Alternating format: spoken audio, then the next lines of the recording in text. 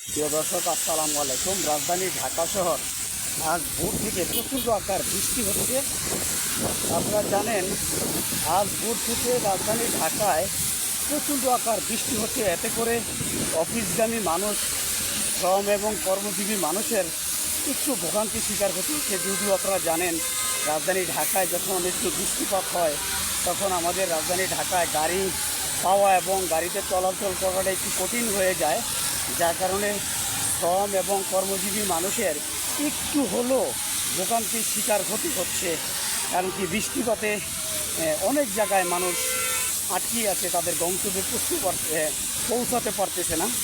কারণ আজ ভোর থেকে রাজধানী ঢাকায় প্রচণ্ড আকার বৃষ্টি হচ্ছে এবং পাশাপাশি একটু বাতাসও বইছে। এ হলো রাজধানী ঢাকার বর্তমান দৃশ্য এবং পরিস্থিতি নিয়ে আমি আপনাদের মাঝে ভিডিওটি উপস্থাপনা করলাম। দর্শক, এই হলো বর্তমান রাজধানীর পরিস্থিতি।